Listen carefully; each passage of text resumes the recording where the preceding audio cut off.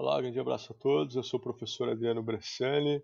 Nos vídeos anteriores falamos sobre os aspectos teóricos, os tipos de licença e os aspectos operacionais relacionados ao licenciamento ambiental.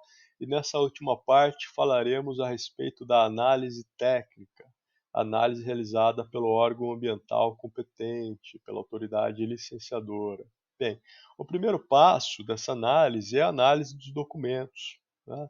Basicamente, se foi juntado tudo aquilo que é exigido, se está conforme os modelos que a legislação estabelece, né?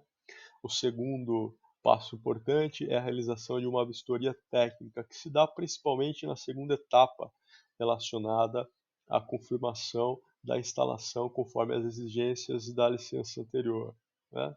Emite-se, então, um parecer técnico, esse parecer técnico que vai, então, subsidiar a emissão ou a negativa da solicitação da licença, né, que finalmente é publicada como concedida ou recusada pelo interessado, né.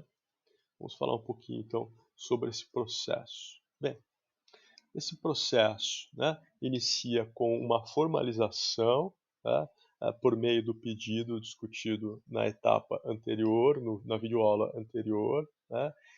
Essa formalização ela precisa ser publicada pelo interessado tanto no Diário Oficial quanto no Jornal de Circulação Local, né.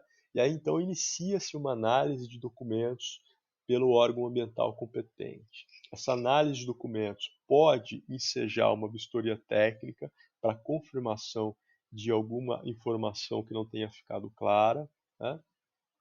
E aí, então, a partir disso, o órgão define se há alguma outra solicitação a ser feita ou se a documentação apresentada até aquele momento é suficiente, né?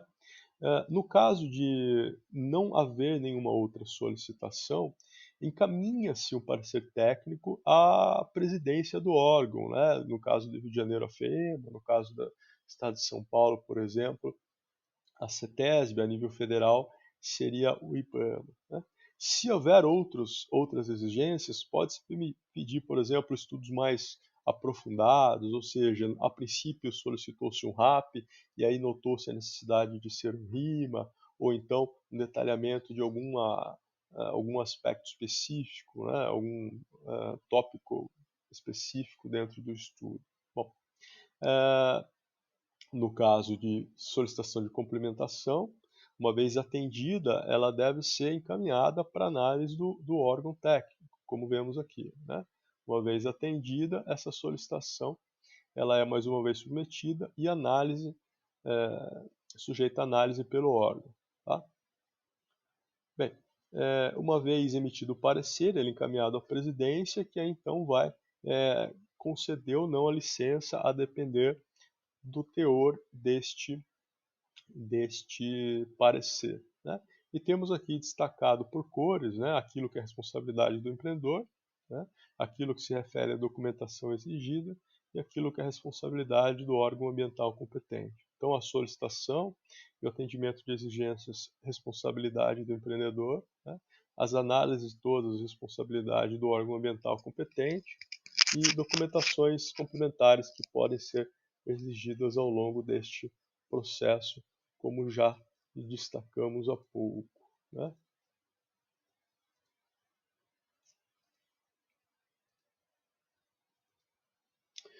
Bem, quanto tempo demora esse processo? Essa é uma pergunta difícil, depende muito da complexidade envolvida, né?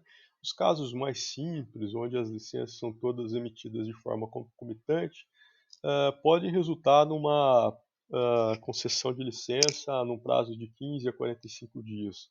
Outros casos podem levar de semanas, meses ou até mesmo anos. Depende muito também da agilidade do responsável técnico em atender à exigência do órgão ambiental no prazo mais breve possível e também de acordo com aquilo que foi solicitado, né? Muitas vezes o responsável técnico não atende completamente aquilo que foi exigido e isso fomenta um ciclo de vai e vem, que se arrasta durante muito tempo. Então depende muito da qualidade técnica também do trabalho realizado e entregue ao órgão, junto ao órgão, pelo responsável técnico, né? Então o órgão ambiental competente ele pode estabelecer prazos, né, para as análises em cada licença, né? Existe uma previsão normativa ali de um prazo máximo de 6 meses a contar do ato do protocolo, mas como eu disse, isso pode variar muito, né, porque há prorrogações quando há solicitação de complementação. E ressaltados os casos em que exige ou que envolve o EIA-RIMA, né? Porque aí torna-se obrigatória a audiência pública e aí pode-se facilmente superar um prazo de 12 meses, por exemplo, né? Então depende muito de cada situação. Outro aspecto importante é que cada licença ela tem um prazo, né? Esse seria o prazo de validade da licença e não de concessão, né? Então nós temos, por exemplo, a licença prévia, ela tem ali o tempo de validade do próprio cronograma apresentado pelo responsável técnico, mas isso não pode passar de 5 anos, senão o processo caduca e ela tem que ser novamente solicitada. A LI, mesma coisa, de acordo com o cronograma de instalação, e a sua conclusão não pode ser superior a 6 anos. Já a LO varia ali de 4 a 10 anos, em alguns casos até menos, né, de 2 a 10 anos, em outros até mais, quando se trata de obras estruturantes, como barragens, estradas, etc. Então aqui são apenas alguns exemplos para que a gente tenha ideia aí da duração dessas validades, mas que podem ser diferentes deste quadro, inclusive mudando um pouco de estado para estado, né? Bem, agora a respeito da renovação e cancelamento da licença. Bem, o cancelamento da licença pode se dar a qualquer momento se constatado pelo órgão ambiental a apresentação de alguma informação falsa, incompleta, né? Ou que desabone a própria documentação e informações dadas pelo responsável técnico, né? A LP e LI poderão ter prazos prorrogados, desde que não ultrapasse os prazos máximos estabelecidos, que a gente viu naquela tabela, né?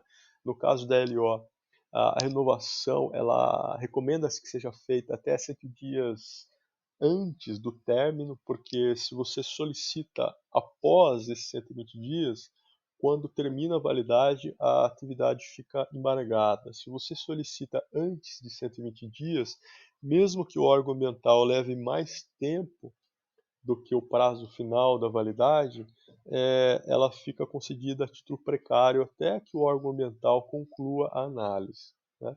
Mas para isso, então, devemos observar esse prazo.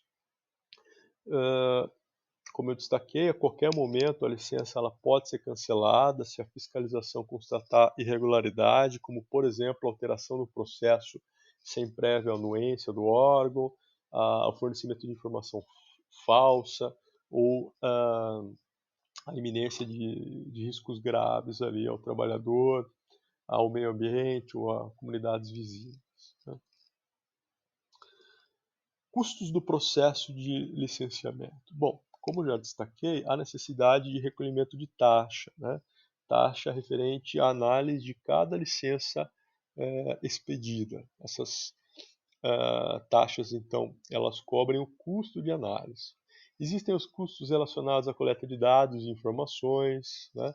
Os custos relacionados ao próprio estudo de avaliação de impacto ambiental, a implantação das medidas atenuantes, como aquisição e instalação de equipamentos, custos técnicos de acompanhamento e monitoramento dos impactos, além das publicações de licença. Então, isso pode variar muito a depender do porte do empreendimento, né? Você pode ter custos baixos, de alguns milhares, até algumas dezenas ou centenas de milhares,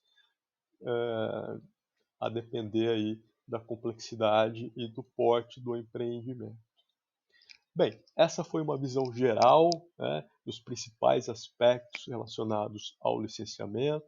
É claro que um conhecimento mais profundo desse processo ele se torna necessário na medida em que nos dispomos a trabalhar com isso e, nesse sentido, recomendamos a leitura, né, da bibliografia do Sanches, né? Avaliação de impacto ambiental, capítulo ali dedicado ao processo de licenciamento.